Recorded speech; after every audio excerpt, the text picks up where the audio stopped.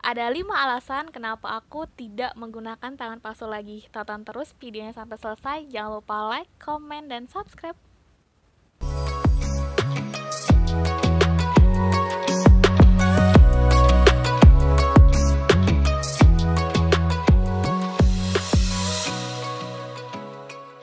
Halo guys, welcome back to my YouTube channel. Di video ini, seperti video-video sebelumnya, aku ingin sharing lagi ke teman-teman semuanya tentang pengalaman-pengalaman aku setelah tangan kanan aku diamputasi. Nah, buat teman-teman semuanya yang baru gabung ke channel YouTube aku ucapin selamat datang. Halo, kenalin, aku Melani, seorang disabilitas fisik yang tidak punya lengan tangan kanan karena kecelakaan, dimana karena kecelakaan itu yang menyebabkan lengan tangan kanan aku harus diamputasi. Buat informasi juga, usia amputasi aku saat ini sudah 3 tahun kurang 2 bulan sampai dengan hari ini, teman-teman. Jadi di tahun pertama, pada tahun 2019, pada saat itu aku masih menggunakan tangan palsu kemanapun dan dimanapun. Jadi entah itu mau ke pasar, mau reunian, kondangan, atau ke kampus, pasti menggunakan tangan palsu. Kemudian di tahun yang kedua sampai dengan tahun ini, aku tidak menggunakan tangan palsu lagi. Tentunya bukan tanpa alasan ya teman-teman. Jadi ini dia alasannya. Alasan yang pertama adalah enggak nyaman banget teman-teman. Oke, sebelum lanjut ke videonya, aku mau minta maaf dulu ke teman-teman disabilitas yang nonton video ini, yang barangkali punya tangan atau kaki palsu dan ngerasanya tuh ya nyaman-nyaman aja gitu kan. Ya udah, nggak apa-apa, it's okay gitu kan. Karena kalau kita ngomongin pengalaman, setiap pengalaman masing-masing orang itu kan pasti berbeda-beda gitu kan. Nah, kebetulan pengalaman aku pada saat menggunakan tangan palsu itu ya sangat tidak nyaman gitu teman-teman. Pertanyaannya adalah, kok nggak nyaman Mel? Bukannya tujuan aku menggunakan tangan palsu itu supaya orang-orang di lingkungan sekitar aku tuh tidak begitu notice ya dengan tangan kanan aku gitu yang nggak ada ini. Memang betul teman-teman, tujuan aku menggunakan tangan palsu itu tuh supaya orang-orang di sekeliling aku tuh tidak begitu notice dengan keadaan tangan aku.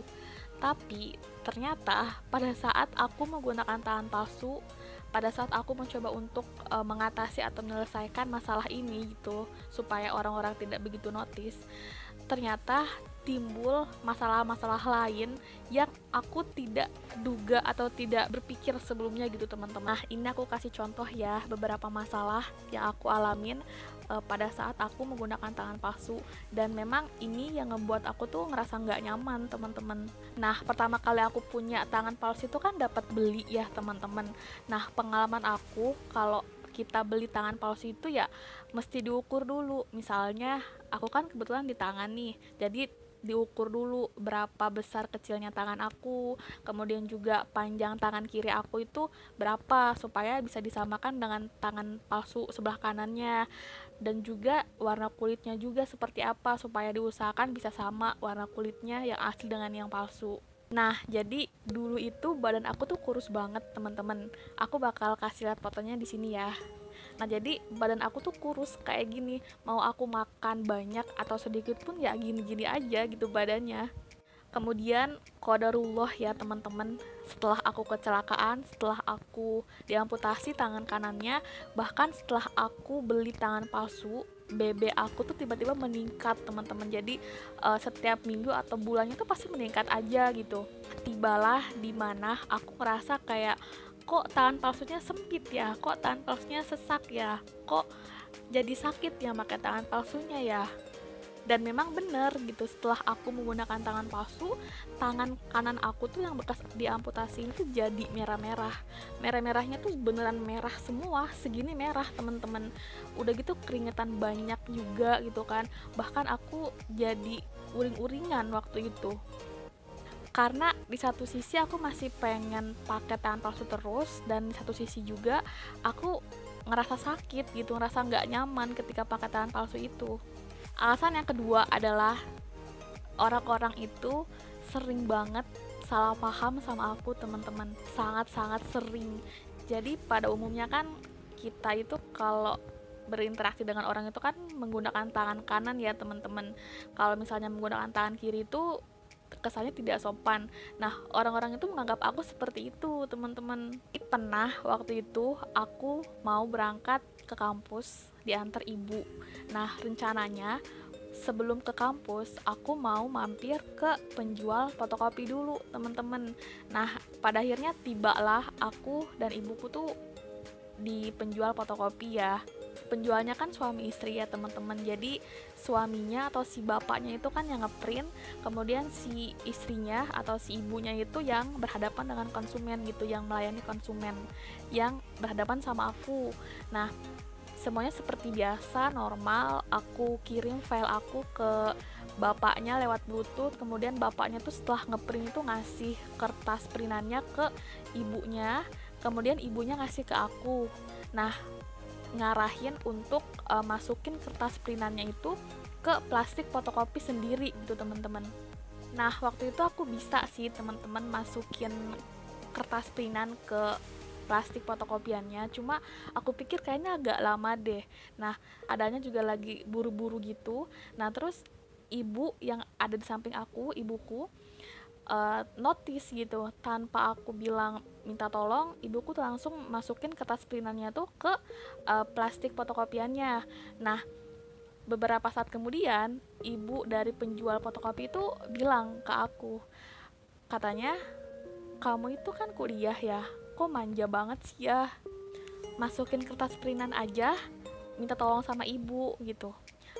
Lalu aku jelasin ke ibu penjual fotokopinya bahwa ibu mohon maaf, saya nggak punya tangan kanan saya nggak ada karena diamputasi kecelakaan. Dan waktu itu pernah juga teman-teman aku ke pasar beli sayuran, ya seperti biasa bertransaksi jual beli ya, aku tanya-tanya harganya berapa. Nah, ketika udah fix gitu kan barangnya atau sayurannya, aku mau ngasih uang kan ke penjual sayurannya. Terus penjual sayuran itu tuh nggak mau ngambil uang aku, nolak gitu, karena dia bilang bahwa nggak mau lah kalau misalnya pakai tangan kiri, maunya pakai tangan kanan. Aku bilang lagi kan bahwa, Pak mohon maaf, saya nggak punya tangan kanan, ini tangan palsu, aku bilang kayak gitu. Ya walaupun pada akhirnya penjual fotokopi atau penjual sayuran itu minta maaf sama aku teman-teman, tapi ya tetap aja gitu, aku kayak nggak nyaman aja. Mungkin kalau sekali, 2 kali atau 10 kali atau bahkan 50 kali itu oke ya, fine gitu, aku nggak apa-apa gitu. Tapi ini terjadi di setiap aku bertemu dengan orang baru teman-teman. Tapi aku mencoba untuk memahami juga gitu teman-teman, ya mereka nggak tahu gitu keadaan aku seperti apa. Jadi pada intinya ya aku harus tetap menjelaskan gitu di setiap aku bertemu dengan orang baru. Alasan yang ketiga adalah ketika aku terlalu fokus memikirkan tangan palsu, aku tuh jadi lupa dan gak sadar teman-teman bahwa sebenarnya aku masih punya aset yang sangat berharga banget loh, yaitu tangan kiri aku. Jadi dulu beberapa bulan setelah aku kecelakaan, aku dan ibuku tuh nyari tangan palsu teman-teman. Pada saat itu ya harapannya adalah kalau bisa sih tangan palsunya tuh yang harganya puluhan sampai ratusan juta gitu teman-teman. Dan pada saat itu yang aku dan ibuku pikirkan tuh bukan soal harga, tapi yang kami pikirkan gimana caranya supaya aku punya tangan kanan lagi walaupun itu tangan palsu teman-teman. Karena yang aku tahu ya teman-teman, kalau misalnya tangan palsu yang harganya puluhan sampai ratusan juta itu bisa berfungsi teman-teman, bisa membantu aktivitas sehari-hari. Dan pada akhirnya aku berada di titik dimana aku ngerasa kayak, wah oke deh, aku gak bakal pakai tangan palsu lagi. Aku akan memaksimalkan tangan kiri aku supaya gimana caranya tangan kiri aku tuh jadi gak kaku lagi. Gimana caranya tangan kiri aku bisa sekaligus menjadi tangan kanan aku teman-teman. Nah, alasan yang keempat adalah, jadi aku pernah teman-teman bertemu dengan seorang perempuan. Jadi perempuan itu juga sama, seorang disabilitas juga kayak aku teman-teman. Cuma kalau perempuan itu dari bawaan lahir, terus di tangan kiri gitu. Kalau misalnya aku kan karena kecelakaan diamputasi, kemudian juga di tangan kanan. Aku pernah ngeliat perempuan itu, atau aku panggilnya Mbak ya teman-teman. Jadi aku pernah ngeliat Mbak itu berjalan dengan pedenya di depan banyaknya orang. Terus pada saat itu kan Mbak itu kan pakai bajunya panjang ya. Nah bajunya itu malah dilipet teman-teman, malah diliatin tangannya. Nah di situ aku ngerasa kayak wah, aku kok kagum banget ya sama Mbak itu. Aku kayak takjub banget ya, keren banget dan sangat pede gitu teman-teman. Jadi ini juga yang ngebuat mindset aku tuh seketika berubah teman-teman. Yang pada awalnya atau sebelumnya aku kemana-mana tuh harus menggunakan tangan palsu. Kalau aku nggak pakai tangan palsu tuh suka ngumpet, suka sembunyi gitu karena nggak mau kelihatan orang.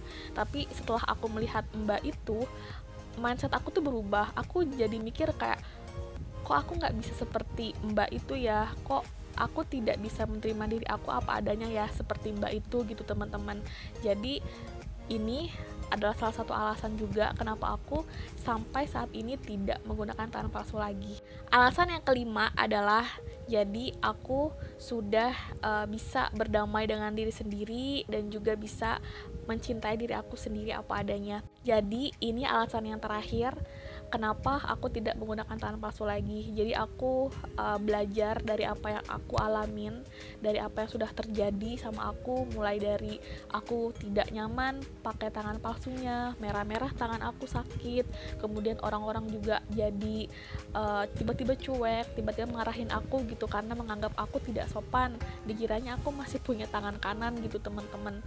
Aku juga belajar bahwa loh, ketika aku memikirkan tangan kanan, kok aku jadi tidak bisa memaksimalkan tangan kiri aku ya. Mungkin kalau aku sampai hari ini masih memikirkan tangan palsu, entah aku masih bisa menggunakan tangan kiri aku apa enggak gitu. Karena ya alhamdulillah gitu, setelah aku tidak menggunakan tangan palsu lagi, tangan kiri aku tuh ya kayak tangan kanan aja gitu, kekuatannya tuh udah ada. Misalnya aku pakai kerudung sendiri, aku beraktivitas hanya menggunakan satu tangan tuh kayak ya nggak apa-apa gitu teman-teman. Jadi alhamdulillah semuanya tuh sudah terbiasa karena memang aku tidak menggunakan tangan palsu lagi. Jadi itu dia cerita alasan kenapa sampai hari ini aku tidak menggunakan tangan palsu lagi. Terima kasih buat teman-teman yang sudah nonton video ini sampai selesai. See you in the next video. Bye bye.